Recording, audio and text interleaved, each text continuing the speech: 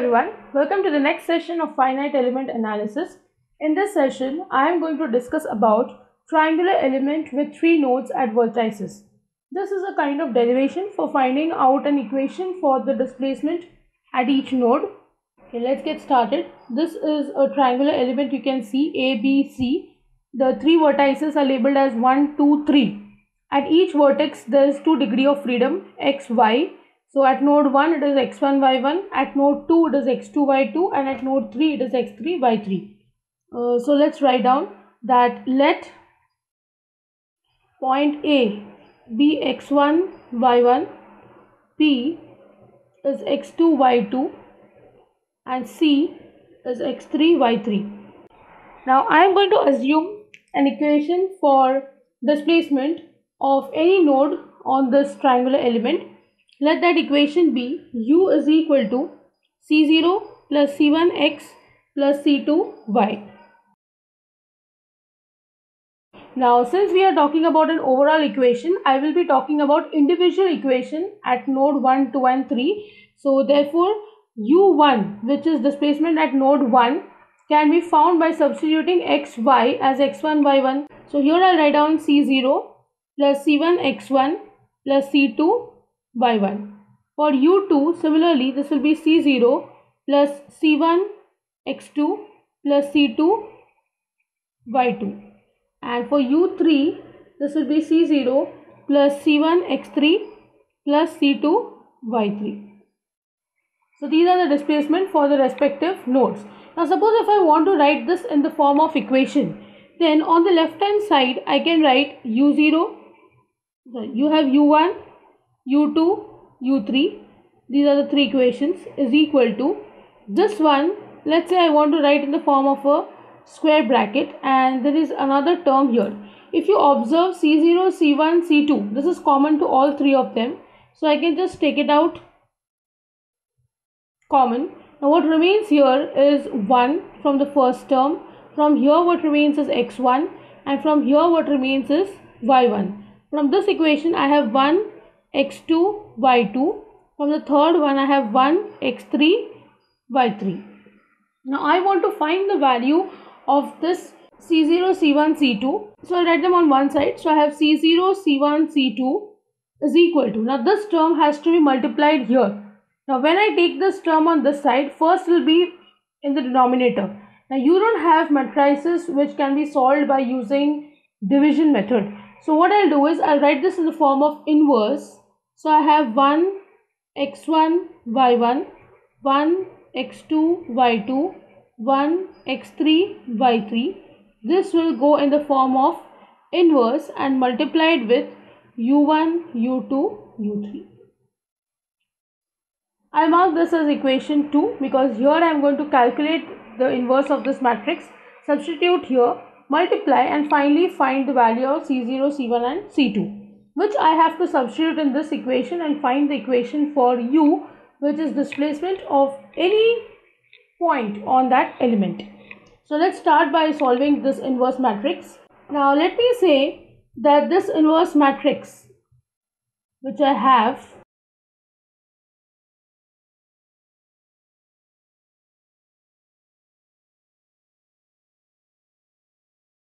is equal to M.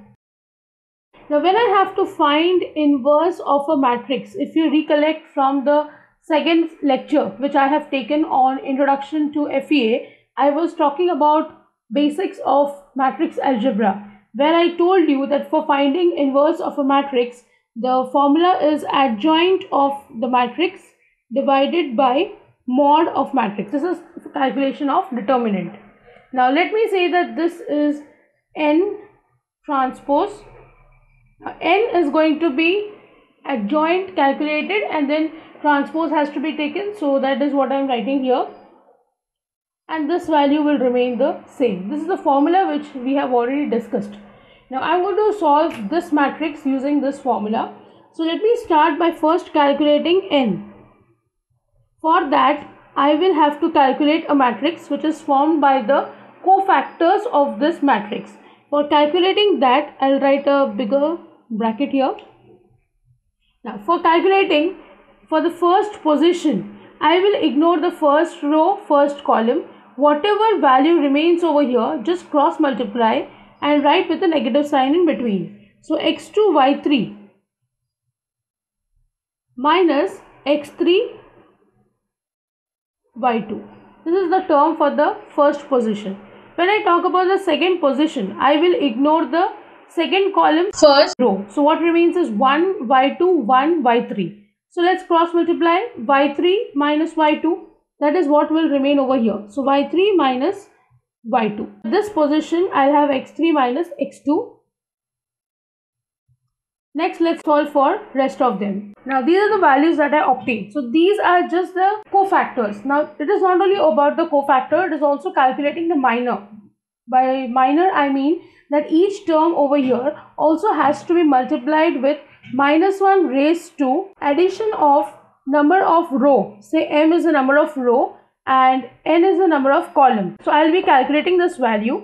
If I get a plus 1, multiply here. If I get a minus 1, just multiply here. Let's observe over here. Let me write down their row and column number. This is 1, 2, 3, 1, 2, 3. So when I am calculating for the first one, this is minus 1 raised to, number of row is 1. It is in the first row and in the first column. So 1 plus 1 is 2. Minus 1 raised to 2 is 1. So this is multiplied with 1, which will remain the same. For the second one, it is minus 1 raised to 1 plus 2, that is 3. Minus 1 cube is minus 1. So this term has to be multiplied with a negative sign. When you see here, it is 3 plus 1, 4, even number. So minus 1 raised to even is going to be plus 1, so not required. And here if you check, it is 2 plus 1, 3, which means minus 1 raised to odd number. So that will give you a negative sign here. So wherever you have even, leave them. Odd, multiply with a negative sign. This is even. These two addition is again odd. These two again addition will leave it to even. So these are the 4 places where I need to add a negative sign. Now what I'll do is, I'll be multiplying this negative sign inside, this negative sign inside, this also inside. For this column only, I am going to take out negative sign for each term. There's a reason for it. I'll tell you in a while. As of now, just take it that you need to multiply all negatives inside for the first 2 columns, and for the third one, remove negative sign outside if it is not present. So what I get is, this matrix is what I obtain. So now what I'll be doing is, this is n. Now let's look here. This is in a particular order. They are just to be assigned some alphabets. The Greek alphabet alpha is assigned for the first column. For the second column, beta is assigned, and for the third one, gamma is assigned. Now look here, when I am solving a numerical, I need to calculate alpha 1, alpha 2, alpha 3. At that time, I cannot remember these formulas, so it is not required. So I'll just write down.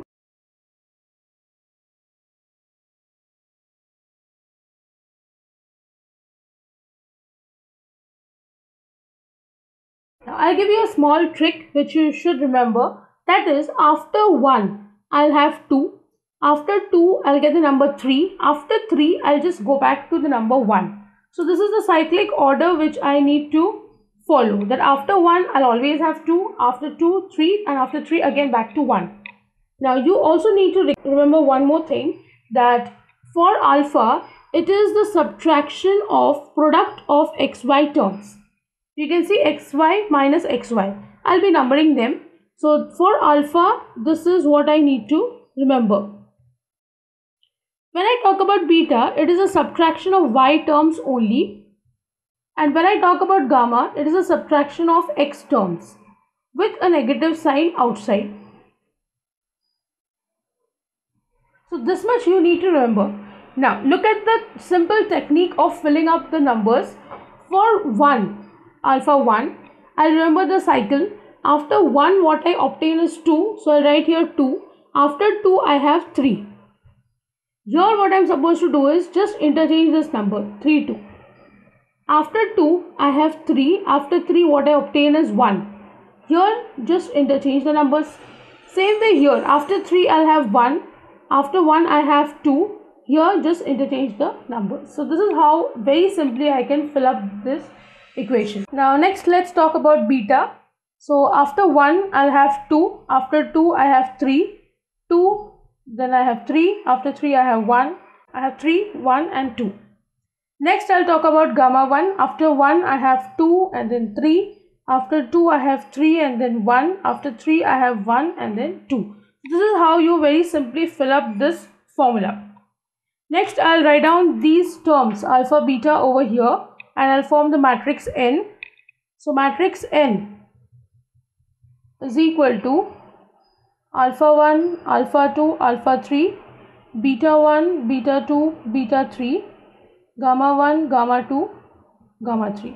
Now when I talk about transpose, this will be alpha 1, alpha 2, alpha 3, beta 1, beta 2, beta 3, gamma 1, gamma 2, gamma 3, because rows become column and columns become row. Now when you look over here, I have already calculated N transpose. This mod of M is nothing but determinant. So this is nothing but 2A, where A stands for area of the triangle ABC. So this can now be written as this matrix M inverse is nothing but 1 upon 2A, which will be common. I'll have alpha 1, alpha 2, alpha 3, beta 1, beta 2, beta 3, gamma 1, gamma 2, gamma 3. So this I'm going to substitute in the equation 2. I'll have C0, C1, C2 is equal to 1 upon 2A. Then I'll write this matrix. And here I'll have U1, U2, U3. Now I'm going to open up this bracket and I'll write down C0 is equal to 1 upon 2A common. I'll multiply alpha 1 U1 plus alpha 2 U2 plus alpha 3 U3. C1 is again 1 upon 2A. I'll have beta 1 U1 plus beta 2 U2 plus beta 3 U3. This is just simple multiplication. And C2 is again 1 upon 2A common. Gamma 1 U1, gamma 2 U2 plus gamma 3 U3. Now I'm going to substitute these three of them in the first equation, if you recollect, which is this one. U is equal to C0 plus C1x plus C2y. So when I substitute, I'll have, therefore, U is equal to C0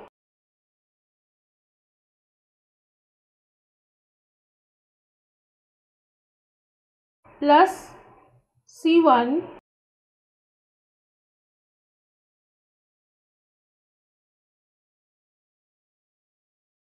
and this is multiplied with x, and the last term is C2